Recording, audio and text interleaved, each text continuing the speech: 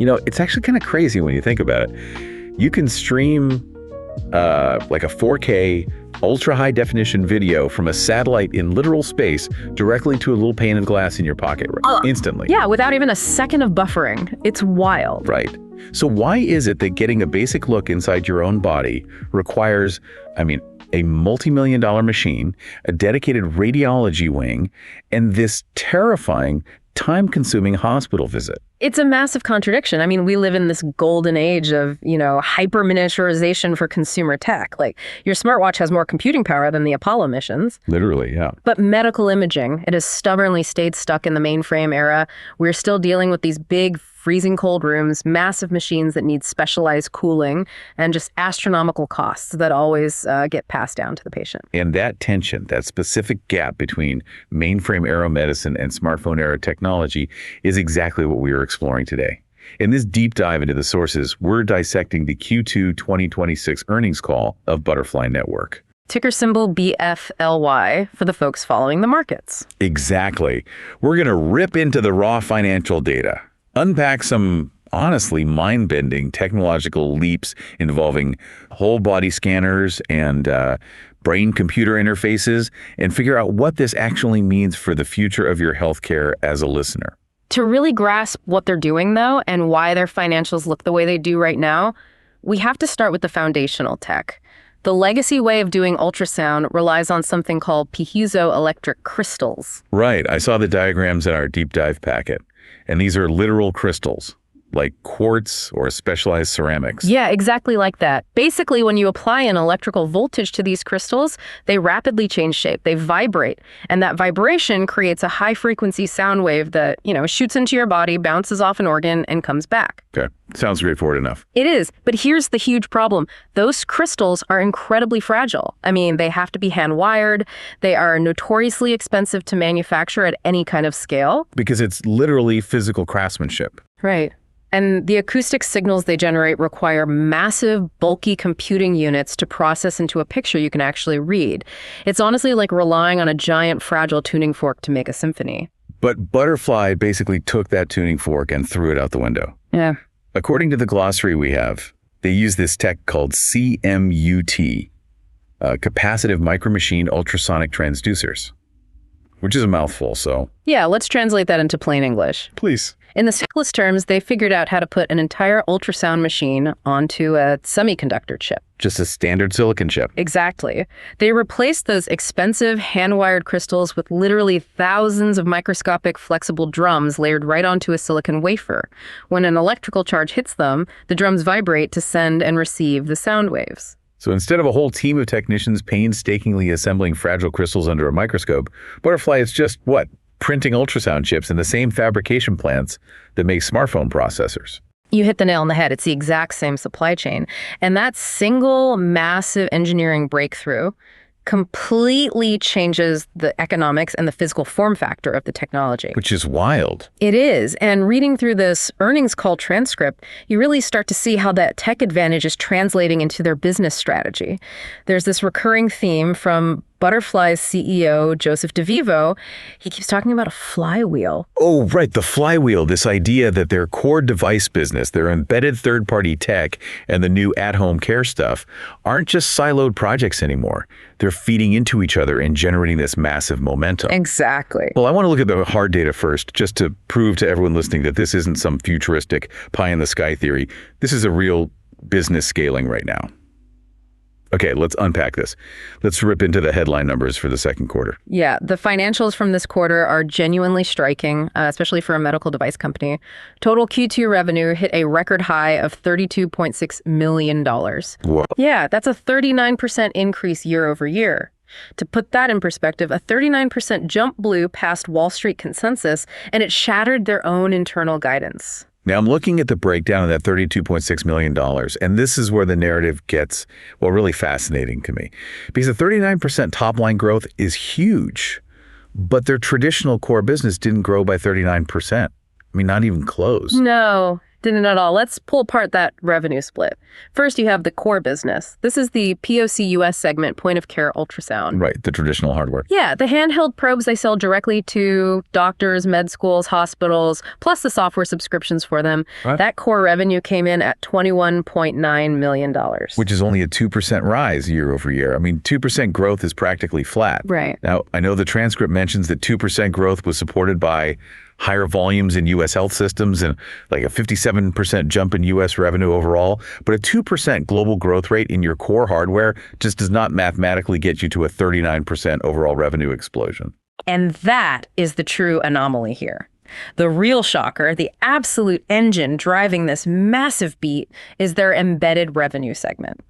This relatively new division came in at $10.8 million just for the quarter. 10.8 million, literally out of nowhere. What's the year over year on that? It's a staggering 439% year over year growth. 439%. I mean, that is hyper growth territory. You usually only see those kinds of numbers in like software as a service startups, not companies building medical hardware. Right. And we're going to dive super deep into the mind-bending tech driving that embedded business in a second.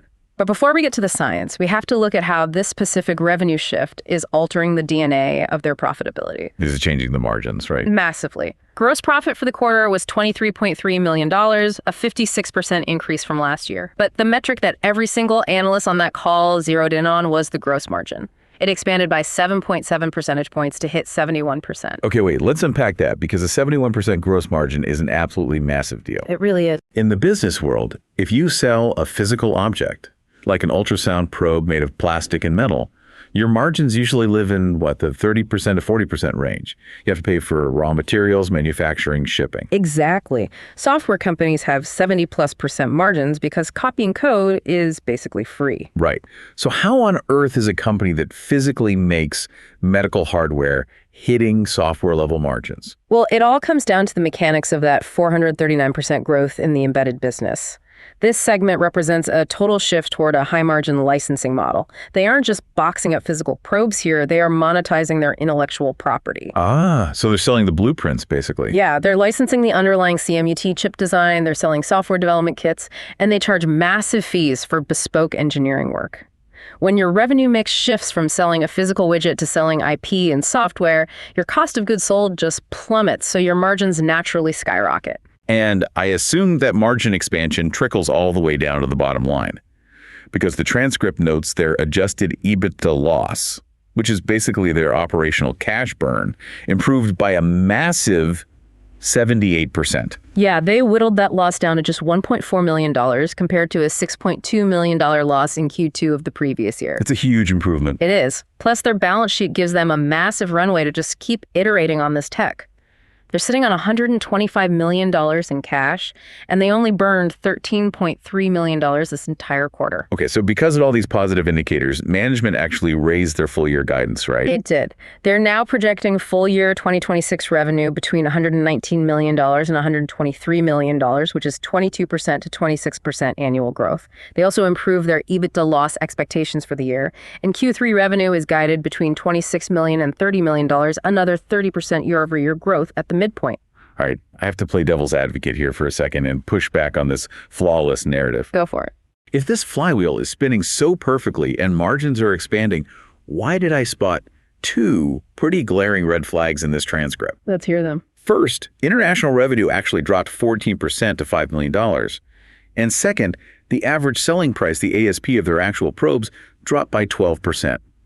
I mean, a shrinking price point and a retracting international footprint doesn't exactly scream unstoppable hyper growth. What is going on there? Those are really critical metrics, and honestly, the institutional analysts press management hard on those exact points during the Q&A. Let's take them one at a time. The CFO, John Doherty, addressed the 14% international drop by contextualizing the comparison. Meaning last year was an anomaly? Exactly. Q2 of last year was a massive record-breaking international quarter because it coincided directly with the global launch of their IQ3 probe. So you had this massive spike in initial channel stocking orders that obviously didn't repeat this year. So it's basically just a timing issue and a really tough year-over-year comp. Partially, yeah. Doherty also noted that several large international bulk orders just shifted from the end of Q2 into Q3 because of bureaucratic timing. Actually, CEO Joseph DeVivo was surprisingly blunt about it. What did he say? He basically waved off the international drop as no big deal because their actual end-user sell-through, the number of devices actually being bought by foreign doctors from the distributors, is up meaningfully year over year. Okay, fair enough. I can accept a tough year-over-year comp on the international side. But what about the 12% drop in the average selling price? Right. In a normal hardware market, falling prices mean a company's losing pricing power, or there's a cheaper competitor undercutting them, forcing a race to the bottom. In a commoditized consumer hardware market, you'd be absolutely right. But the transcript reveals this was a deliberate, highly strategic choice. The ASP drop wasn't some desperate discount. It was a targeted subsidy. A subsidy for who? Butterfly intentionally sold a higher mix of their older IQ Plus units at a lower price point, specifically to secure a massive multi-year medical school agreement with an institution called VCOM. Oh, wow. So they essentially traded a temporary hit to their average profit per unit just to lock in a multi-million-dollar contract that captures an entire generation of medical students. Precisely. It's the ultimate customer acquisition cost play. We're going to dive incredibly deep into the mechanics of that VCOM deal later, because it is a masterclass in ecosystem lock-in. But the key takeaway for the financials is that the ASP drop was a calculated investment.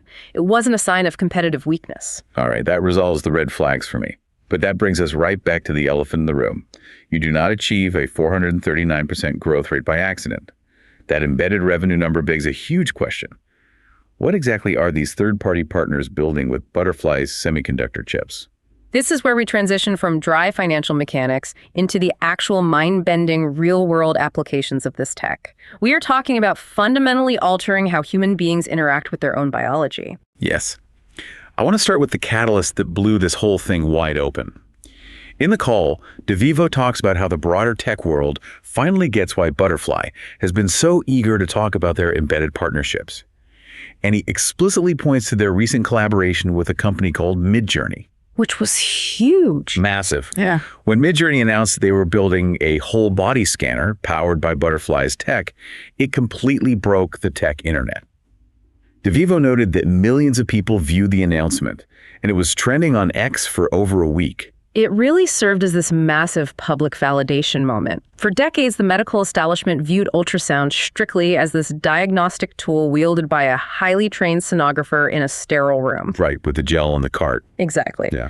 But Midjourney's announcement proved that Butterfly's semiconductor chip can be totally decoupled from that traditional medical cart. It proved this tiny chip can do things legacy piezoelectric ultrasound never even dreamed of. It just challenged all the conventional limits of medical imaging. But structurally, from a business perspective, how does Butterfly actually make money off a massive partner like Midjourney without entirely losing focus on their core mission? I mean, their main goal is selling handheld probes to hospitals. You see companies get distracted by shiny new partnerships all the time, and then their core product just suffers. That is the genius of how CFO John Doherty structured the financial mechanics of this embedded business. They don't just act as a basic supplier handing over a box of chips. First of all, they demand massive upfront NRE payments. For those who aren't engineers, NRE stands for non-recurring engineering, right? Yeah. It basically means the partner pays Butterfly upfront for all the heavy lifting of the initial research, development, and customization. The transcript specifically noted a $15 million upfront NRE payment. $15 million just to start. Right. That covers the cost of Butterfly's engineers tailoring the semiconductor platform to the partner's specific needs. And then on top of that, Butterfly charges massive annual license fees just for the privilege of accessing the technology.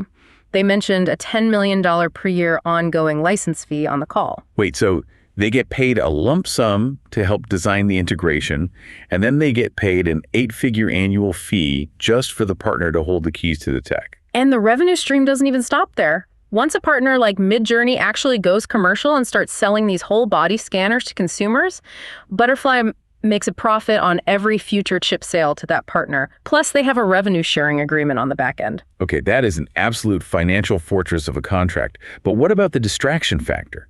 How do they keep their engineers focused? They solved that organizationally. They've firewalled a dedicated, standalone internal organization strictly tasked with handling these embedded partners. How smart. Yeah, this dedicated team ensures that the embedded segment can scale to the moon without siphoning resources, engineering talent, or sales focus away from their core PCOS business. It's the definition of a have your cake and eat it too business model.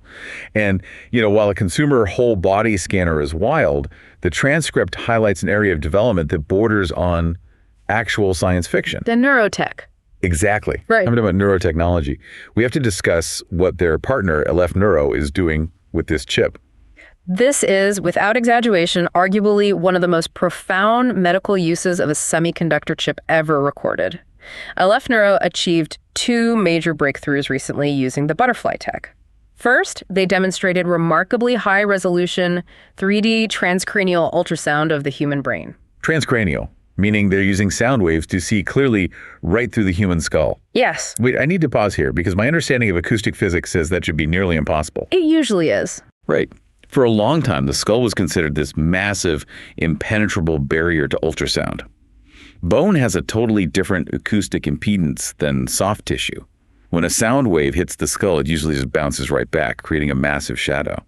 So how on earth are they getting a high-resolution 3D image of the brain through solid bone?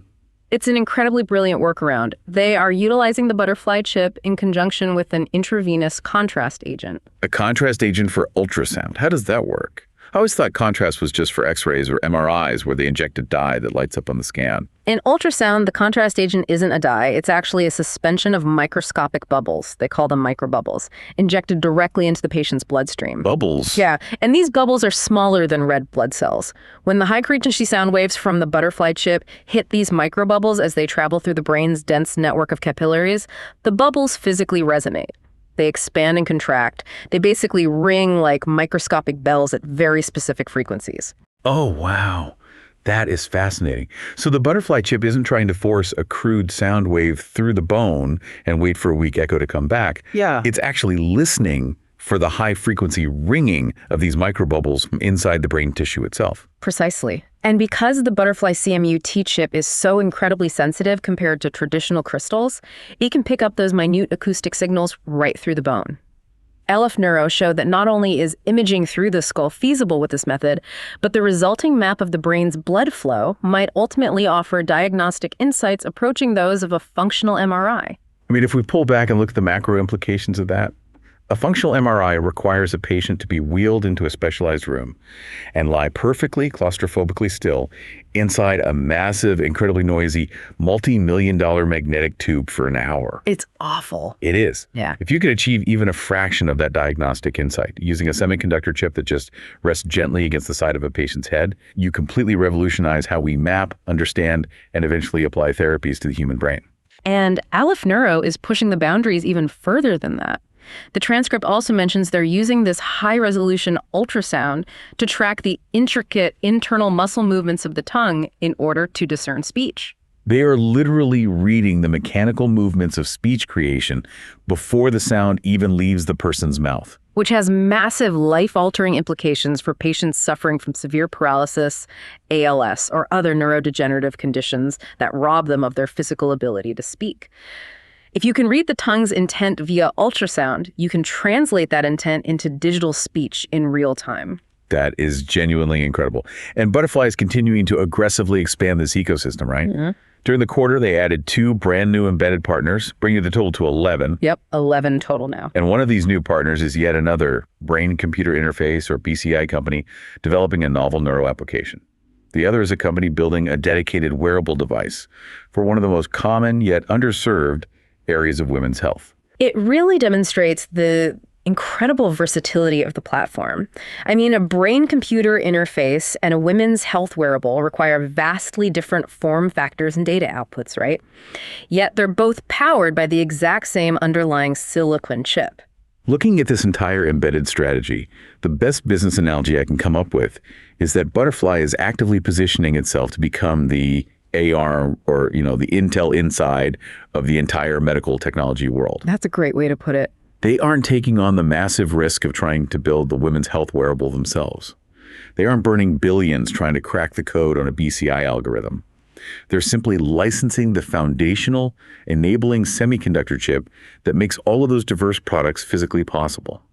If even one of these 11 partners strikes gold and reaches mass commercialization, Butterfly gets a massive, highly profitable piece of the action. It is a highly scalable, incredibly leveraged model. As CEO DeVivo put it during the call, Butterfly is not a job shop. What does he mean by that? He means they aren't designing a brand new, custom fabricated chip from scratch for every single partner. It's the exact same core semiconductor platform. What Butterfly is doing is building an advanced software platform and developer kit that allows the partners to do the heavy lifting of the integration work themselves. Here's where it gets really interesting, because this brings up a fascinating duality in their business.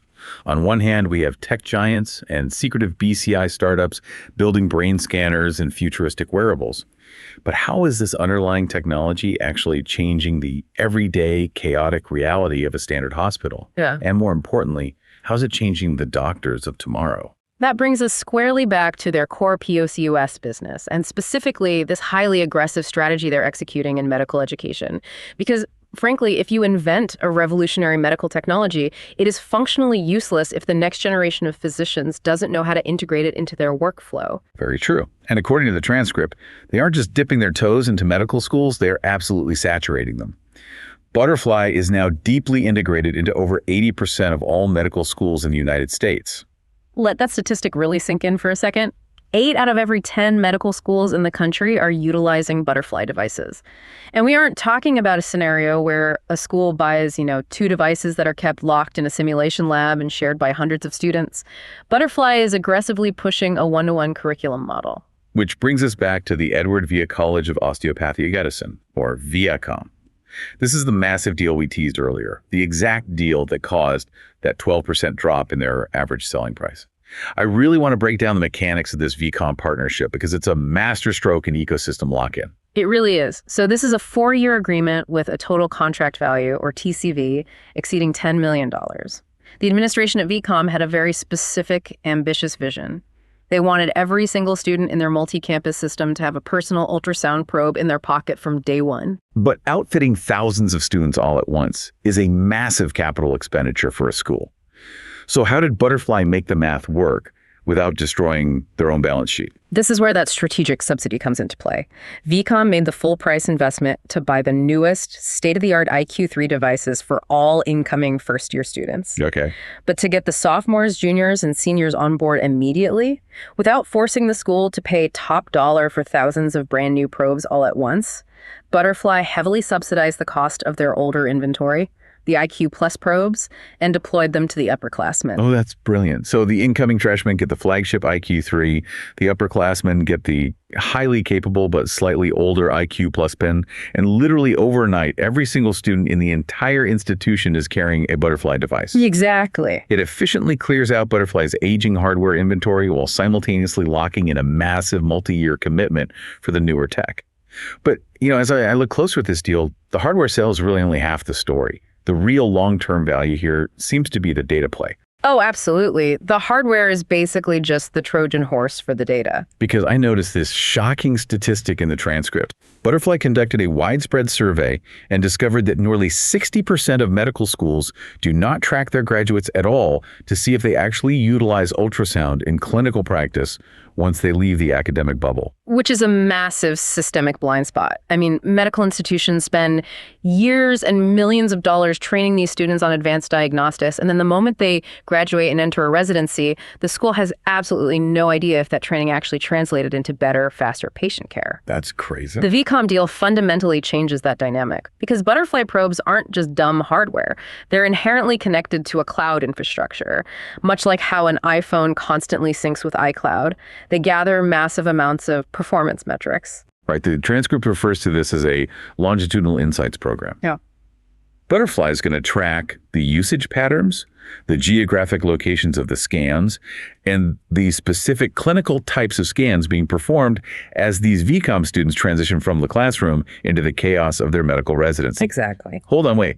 If I'm tracking every single scan a student does over a 4-year period, from being a total novice to a full resident, I am essentially building a massive, pristine AI training data set of how humans learn and execute ultrasound, right? That is the hidden gem. You are capturing the entire learning curve in high-definition data. But I have to challenge the premise here for a second. I look at this strategy, and it feels exactly like Apple heavily discounting MacBooks and locking you into the iOS ecosystem when you're a vulnerable college student, so you never even consider buying a PC when you graduate. Sure, it's a classic playbook. But healthcare isn't consumer tech. What happens when these VCOM graduates arrive at a massive legacy hospital for their residency, and that hospital is entirely outfitted with old, big cart ultrasound machines made by legacy conglomerates like GE or Philips? Won't the hospital IT department just force the resident to abandon their personal butterfly probe because it doesn't connect to their systems? That is a critical vulnerability in the strategy, and it is precisely why Butterfly is pivoting so aggressively to push their enterprise software platform, which they call Compass AI. Right. I saw the transcript notes that the sales pipeline for Compass AI has increased fivefold since this time last year. Because the strategy is entirely interconnected. Compass AI is designed to act as the overarching POCUS operating system for an entire sprawling health system. It manages the whole fleet of devices. It tracks credentialing and adherence for billing purposes, and most importantly, it securely writes the ultrasound images directly from the probe into the hospital's central electronic medical record system. I see the pincer movement now. Right. If Butterfly's enterprise sales team can successfully sell the Compass AI software to the hospital's administration, then when those thousands of VCOM graduates arrive for their residencies, there's zero IT friction. They can simply pull their personal Butterfly probes out of their white coats, connect to the hospital's Wi-Fi, and the Compass AI software instantly bridges the gap between their personal device and the hospital's enterprise billing system. Exactly. You capture the medical students from the bottom up, creating immense user demand, and you capture the hospital IT systems from the top down with Compass AI. And they aren't just targeting regional hospitals either. They're pushing into the most complex, massive government bureaucracies in the world. Like the VA. Yes. The transcript highlights that they recently received provisional authorization for the full Department of Veterans Affairs healthcare system. The VA is a behemoth. It is the single largest integrated purchaser of healthcare in the United States. It's massive, and they expect to achieve full FedRAMP certification in the third quarter. Just to provide some context for the listeners, FedRAMP is the absolute gold standard for cloud security in the federal government. Achieving full FedRAMP status would make Butterfly one of only about 500 companies in the entire world to hold that high-level federal security clearance, which basically opens the door to virtually any government contract. And they're executing internationally as well, right? Yeah. I know we talked about the dip, but despite the overall dip in international revenue for this specific quarter, they announced a crucial regulatory authorization in Brazil. Yeah, that was a big win. Management explicitly noted that Brazil is the largest medical device market in all of Latin America, and fundamentally one of the fastest growing ultrasound markets on the planet. So they have the software ecosystem scaling, the captive audience of medical students locked in, and the federal government contracts securing the baseline. But that brings up a friction point for me. Software and contracts are great, obviously, but the medical technology sector evolves at a breakneck pace. Hardware becomes obsolete so rapidly. If they're locking all these users in today, how are they going to prevent a competitor from manufacturing a faster, better chip tomorrow? What does their technological moat actually look like? Well, this is where the inherent advantage of being a semiconductor company, rather than a traditional acoustic engineering company, really shines. Their innovation cycle is tied to Moore's law and silicon chip manufacturing, which just moves exponentially faster than iterating on hand-wired piezoelectric crystals. Okay, let's walk through the exact hardware roadmap detailed in the call, because they have a few big things coming. Yeah, the furthest out on the horizon is the Apollo chip. Right. The Apollo platform represents their fourth generation silicon architecture. And this isn't just about tweaking the chip to take a slightly prettier picture, is it? Not at all. The Apollo chip is being engineered from the ground up specifically for high-speed data generation and massive parallel AI processing. As new compute architectures emerge across the tech landscape, partners like Midjourney don't just want a compressed image. They want to push the raw, uncompressed radio frequency data directly from the Butterfly chip into massive GPU clusters for large-scale AI interpretation. Exactly. Management confirmed that the Apollo chip has completed its primary design phase, it's moving into active development, and it remains firmly on schedule for delivery to their embedded partners in late 2027 or early 2028. Pushing raw acoustic data directly into a GPU cluster is going to create diagnostic models we literally can't even fathom yet. But, before we get to the Apollo chip, there's a much more immediate, highly disruptive hardware leap happening. CEO DeVivo spent a massive portion of the Q&A talking about the P5.1 chip, which is launching inside a next-generation probe in Q1 of 2027. Yes, and this is a critical technological milestone for the company. The P5.1 will be the very first CMUT chip to successfully deliver what is known in radiology as harmonic imaging. Okay, we cannot gloss over this. What exactly is harmonic imaging and why does it matter so much? Let's break down the physics of it. When a traditional ultrasound probe sends a sound wave, which we call the fundamental frequency, into your body, that sound wave bounces off your organs and comes back. But the human body is messy, right? Very. It has layers of fat, dense muscle, and bone. All of that tissue scatters and distorts the fundamental sound wave, creating acoustic noise or clutter on the image. It's like trying to shine a flashlight through thick fog. That's a perfect analogy, but here is the magical part of acoustics. As that sound wave travels through human tissue, the physical properties of the tissue itself cause the sound wave to distort in a very specific, predictable way. This distortion actually generates new secondary sound waves at exactly double the frequency of the original wave. Wait, really? Yeah, these are called harmonics. So the body itself is generating a secondary echo. Yes. And if the ultrasound chip is sensitive enough to filter out the messy original fundamental frequency and only listen to those secondary high-frequency harmonics generated deep within the body, the resulting image is incredibly crisp. It essentially cuts right through the fog of body wall fat and acoustic clutter. Harmonic imaging is absolutely vital for specialties like cardiology, where you need to see the razor-thin walls of a rapidly beating heart with absolute clarity. And historically, semiconductor CMUT chips really struggled to isolate those harmonics, leaving traditional crystal probes with a huge advantage in cardiac imaging. Right, until now. Because DeVivo was incredibly bold on this call. He stated that the first internal prototype images from the P5.1 chip are outstanding. He claimed that this new silicon chip is showing better, clearer cardiac images than their highly specialized, wildly expensive traditional crystal handheld competitors. He literally threw down the gauntlet to the analysts on the call, asking, if this holds true, why would anyone buy anything other than a CMUT? It's a highly provocative question, but it gets right to the core of their thesis. I mean, if your single semiconductor probe can scan the entire body, is fully networked to the cloud, runs advanced AI natively, costs a fraction of the price, and now actually produces a superior harmonic cardiac image compared to the specialized legacy handhelds, the competitive moat becomes almost impossibly deep. But then right in the middle of discussing this ultra-portable, futuristic P5.1 chip, there was this massive strategic twist.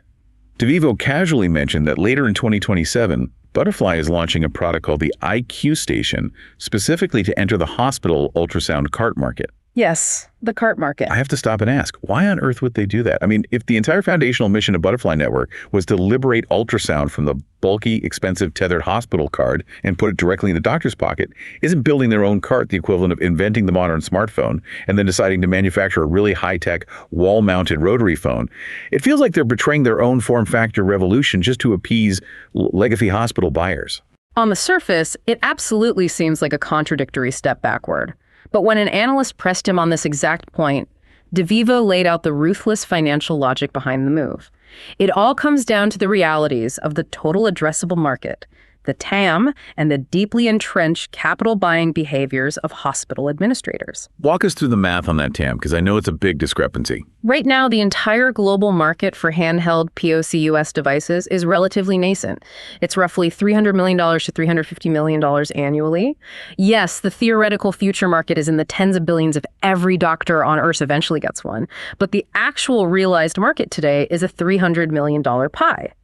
The global market for small, compact ultrasound carts, however, is between $1.6 billion in S and $2 billion today. Wow. So the existing cart market is essentially 5 or 6 times larger than the handheld market right now. Exactly. And more importantly than the sheer size, it comes down to how hospitals spend their money. Hospitals already have massive capital budgets explicitly allocated for buying, maintaining, and replacing ultrasound carts. It is an existing approved line item on the spreadsheet. I see. If Butterfly insists on only selling revolutionary handhelds, their sales team has to constantly educate the market, fight entrenched workflows, and convince stubborn hospital administrators to create entirely new budget categories for handheld devices. That is an exhausting, slow, and really expensive way to grow. Okay, that makes total sense. So by taking their vastly superior, fully networked, AI-powered CMUT probe and slapping it onto a highly ergonomic, beautifully designed cart, the IQ station, they don't have to change the hospital's buying behavior at all. Precisely. They just walk right into an existing, mature $2 billion market and start aggressively stealing market share with a product that is vastly more integrated and technologically advanced than the legacy carts. It is a brilliant Trojan horse strategy. You give the hospital administrator the physical cart they budgeted for, but inside, it is secretly running your next generation P5.1 semiconductor chip and locking them into your Compass AI enterprise software. And speaking of software, we cannot discuss their technological roadmap without diving into Butterfly Garden. Butterfly Garden is their dedicated developer ecosystem. Up until this earnings call, it's mostly functioned as like an R&D sandbox for third-party software companies to experiment with building artificial intelligence applications on top of the Butterfly acoustic platform. But the major announcement on the call was that Butterfly Garden is officially moving from a conceptual developer sandbox to a revenue-generating commercial reality. They've added a new partner focused specifically on AI-driven precision needle guidance, which is huge for anesthesiology and vascular access. They're massive. And they announced that 3 of their existing partner tools will be fully commercially available to users by the end of 2026. And crucially, these aren't just disparate apps. The tools will feature direct, seamless cloud integration. The big friction in medical software right now is app fatigue. But with Butterfly Garden, a doctor using a Butterfly probe won't have to awkwardly toggle to a separate app on their iPad to utilize a third-party AI algorithm. So it's all in one place. Yeah, the acoustic data flows directly from the probe into the Butterfly cloud, the third-party AI processes it instantly, and the actionable diagnostic results appear directly inside the user's existing Butterfly clinical workflow. DeVivo highlighted a specific app called Heart Focus, which will allow users with minimal training to execute a highly complex cardiac echo right at the patient's bedside. So what does this all mean? We've got high-margin semiconductor chips being licensed to brain-computer interfaces, medical students capturing massive data sets with subsidized probes, a Trojan horse cart strategy aggressively attacking a $2 billion legacy market, and an AI-powered operating system wrapping it all together. It's a lot. It's incredibly impressive from a technological and financial standpoint. But how does this stack of technology actually alter the fundamental way healthcare is delivered to the most vulnerable populations out in the real world? That brings us to what might be their boldest and arguably most difficult initiative of all: home and community care. We are moving away from the high-tech, resource-rich hospital environment and going straight into the living room, or more specifically, the skilled nursing facility. Let's lay out the timeline management provided. The Butterfly Home and Community Care Program officially goes live in its first commercial state on October 1st, 2026. They are beginning by specifically targeting congestive heart failure, or CHF, patients residing in skilled nursing facilities. To understand why they're attacking this specific niche, we have to look at the physiology of CHF and how profoundly broken the current economic system is for managing these chronic diseases. Let's break down the physiology first. In congestive heart failure, the heart's left ventricle weakens and just can't pump blood efficiently. Because the pump is failing, blood pressure builds up in the pulmonary veins, and fluid physically begins to leak into the air sacs of the lungs.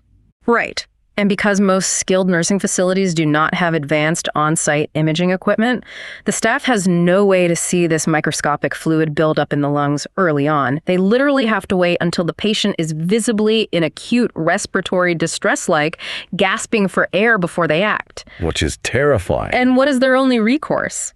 They call an ambulance, rush the terrified patient to the emergency room, the hospital stabilizes them with aggressive intravenous diuretics, and then a few days later they send them back to the nursing home.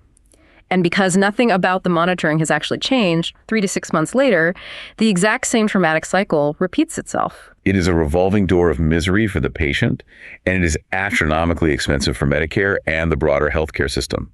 The transcript explicitly notes that the hospital readmission rate for these specific patients is hovering between 25% and 35%. That's a broken system. So how does Butterfly plan to fix this physiological and economic nightmare? And more importantly for the investors dialing into the call, how do they actually monetize it? CFO John Doherty and CEO Joseph DeVivo outline a highly unique, three-pronged revenue model for this segment. In this division, Butterfly isn't just selling a piece of hardware to a nursing home, they are acting as a population health manager. Okay. First, Butterfly will charge a predictable fixed fee based simply on the total size of the patient population they are actively managing in the facility. Second, they charge a variable transaction fee for every single ultrasound scan performed by the staff, because Butterfly's remote network is providing a clinical assessment and a professional read of that scan. And the third part of the revenue model is where they put their money where their mouth is and truly disrupt the economics of healthcare. Absolutely. The third part is a shared savings model. Butterfly is actively taking on financial risk alongside the healthcare payers. If Butterfly's early warning ultrasound program successfully keeps these fragile patients healthy, keeps them stable in their own beds, and actively reduces those wildly expensive $15,000 hospital readmissions, Butterfly gets to keep a negotiated percentage of the massive financial savings they just generated for the healthcare system. It shifts the entire incentive structure from fee-for-service to value-based care. But, I have to stop and ask the most practical boots-on-the-ground question imaginable here. The transcript says they're going to train between 15 and 30 nurses in this first commercial state. We are talking about asking nurses in skilled nursing facilities professionals who are chronically overworked, understaffed, and dealing with 1 million logistical crises a day to suddenly become expert cardiac sonographers. How is this remotely practical? Aren't we just dumping another massive technical burden on already exhausted nurses? It's the most common and, frankly, the most valid pushback to this entire model.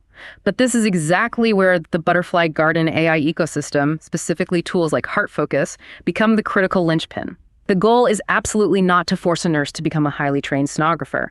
The goal is to use AI to empower the nurse at the bedside, totally removing the cognitive load of interpreting the image. So the AI is acting as a real-time co-pilot. Precisely. The software on the tablet physically guides the nurse, using augmented reality overlays on exactly how to angle the probe on the patient's chest to capture the necessary data. The nurse's only job is to capture the image. The AI, coupled with the remote clinical team, instantly analyzes that image to see if the patient is secretly retaining fluid in their lungs. The transcript mentions they're specifically looking for beelines. Let's explain what that actually means on a screen, just for the listeners. Yeah, so a beeline is an acoustic artifact. When lungs are healthy and full of air, ultrasound waves don't travel through them well. But when fluid starts leaking into the lung tissue due to heart failure, the interaction between the sound waves, the water, and the remaining air creates a very distinct visual artifact on the ultrasound screen. What does it look like? It looks like a bright white laser beam or a comet tail just shooting vertically down the dark screen. And if you see those bright white comet tails, you know the lungs are becoming wet days or even weeks before the patient starts struggling to breathe. Exactly. So instead of a nurse trying to listen through a stethoscope in a noisy room and guess if they hear crackles of fluid, they have objective visual data, those comet tails, counted and analyzed by AI right at the bedside. It empowers the nurse to adjust the patient's oral medication on the spot, keeping the patient stable, comfortable, and crucially, keeping them out of the back of an ambulance. We've covered the soaring profit margins, the embedded semiconductor partnerships, the aggressive medical school subsidies, the physical physics of harmonic imaging, and the bold economic gamble in nursing homes. But reading through the final portion of this earnings transcript, there's an intense underlying human philosophy driving all of this corporate strategy that we absolutely have to address. We must. We have to ground all of this high-tech business strategy and financial engineering in raw human reality. And, to be fair to the broader market context, we also have to acknowledge the real-world macroeconomic risks the company is currently navigating. Yeah, let's touch on those macro risks first, just to keep things balanced. CFO John Doherty was very clear that despite the record margins, it's not all smooth sailing. He specifically highlighted 3 global headwinds they're actively monitoring. Yes. First, the ongoing geopolitical conflict in the Middle East and its unpredictable ripple effects on global shipping lanes and the broader economy. Second, pressure from new tariffs in certain volatile international markets. And third, the massive AI-driven surge in demand for silicon, which is creating supply chain bottlenecks for semiconductor components across all industries. Right?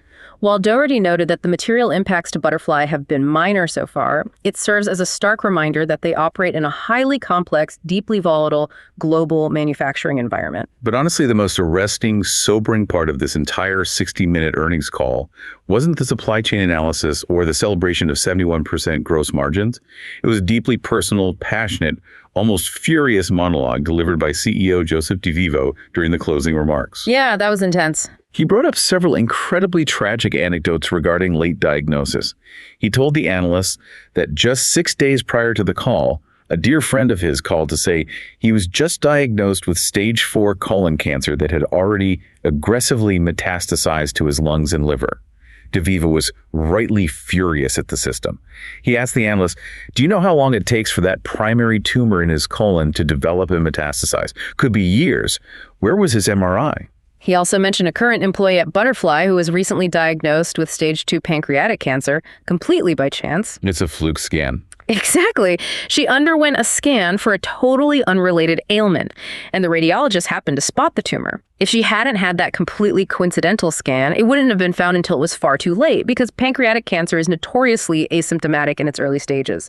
It grows deep in the abdomen, far away from nerve endings, silently spreading before it ever causes a moment of pain. And he even brought up a highly public tragedy, referencing the untimely passing of Senator Lindsey Graham from an undiagnosed aortic aneurysm. DeVivo used that specific tragedy to prove a massive point. Even the most powerful, well-connected people in the world, individuals with immediate access to the absolute best medical resources on the planet, can fall through the massive cracks of a purely reactive medical system. Which is terrifying. An aortic aneurysm, which is just a ballooning of the main artery in the chest, is incredibly lethal if it pops. But it can often be treated with a highly successful routine surgery, but only if it is caught in time. And this synthesis of tragedies raises the ultimate question, and it beautifully defines Butterfly's core philosophy. The current global healthcare system is fundamentally tragically reactive. The entire apparatus waits until you are in pain, until you have visible symptoms before it deploys its resources. But by the time a tumor in your colon or your pancreas grows large enough to cause physical symptoms, the math has already turned drastically against you. DeVivo explicitly stated that this isn't about bashing other imaging modalities. He freely admitted that an MRI is the best, highest fidelity imaging tool in the world, period. Sure. But MRIs are multi-million-dollar, massive, super-cooled magnetic machines. They are astronomically expensive to run, and access to them is heavily gated by insurance stakeholders and strict clinical requirements. You cannot simply walk in and get a full-body MRI every single week just to check if a microscopic tumor is forming. The economics simply do not allow it. And that is the massive paradigm shift that Butterfly is attempting to orchestrate. Semiconductor-based ultrasound, paired with highly trained AI algorithms and massive, cheap cloud data storage, shifts the entire axis of medicine from reactive emergency treatment to proactive continuous screening. By putting an ultrasound on a $50 chip, you dramatically lower both the financial cost and the physical barrier to getting a high-definition look inside the human body. Think about your own health journey right now as you're listening to this deep dive into the sources. Right now, your medical record is likely just a sparse series of snapshots, taken only during moments of crisis when you are already sick, injured, or terrified. Yeah, you go to the doctor because something hurts, they take a scan, they put it in a siloed file, and you don't see them again until the next crisis. Butterfly wants to fundamentally change that dynamic. They want to be the ubiquitous scribe of a continuous, lifelong health story. They want to democratize the power of medical imaging so that you are never again surprised by your own biology. It is an incredibly profound vision. They are trying to drag the medical establishment kicking and screaming from episodic care, which is just treating you when you finally break down to a state of continuous, proactive anatomical awareness. We have covered an immense amount of complex ground today. We really have. We've analyzed a medical hardware company defying gravity by posting record 71% gross margins, driven almost entirely by a 439% hypergrowth in their new embedded segment. We've seen how they are actively creating a new Intel Inside licensing model for everything from consumer health wearables to revolutionary brain-computer interfaces that can literally read the intent of human speech. And we've explored how they're strategically subsidizing hardware to capture the next generation of doctors in medical school and building the Compass AI enterprise software to seamlessly lock in the hospital IT systems they graduate into. And finally, we've seen how they are taking on direct financial risk to prove they can utilize AI and acoustic physics to fix chronic care in nursing homes. It is the portrait of a company that is finally seeing its various disparate parts, the core POCUS hardware innovation, the enterprise software ecosystem, the high-margin embedded partnerships, and the ambitious home care initiatives interlock perfectly and drive each other forward. The flywheel is, by all financial and technological metrics, finally spinning. Before we wrap up this deep dive into the sources, I want to leave our listeners with one final thought to chew on. Something that builds on this embedded semiconductor strategy we've been aggressively unpacking all hour. Imagine a near future, maybe just 5 or 10 years from now, you aren't holding a probe. Instead, a simple, flexible, wearable patch adhered to your ribs is utilizing Butterfly's semiconductor ultrasound chip to silently, continuously monitor the mechanics of your heart valves while you sleep. Wow. If your basic consumer smartwatch today can ping you when your electrical heart rate spikes, what happens to society when your smart clothing can alert your phone that a microscopic tumor is beginning to form on your liver long before you ever feel a single twinge of pain? What does it actually mean to be healthy when you and your AI have a 247 high-resolution acoustic window into your own internal anatomy? That is a wild, incredibly provocative thought to end on. If we possess the technology to seamlessly stream 4K video from the vacuum of space to a piece of glass in your hand, maybe we truly are on the precipice of streaming high-definition, life-saving data from our own beating hearts, brains, and lungs directly to the cloud. Thank you for joining us for this deep dive into the sources. Stay curious, and we will catch you next time.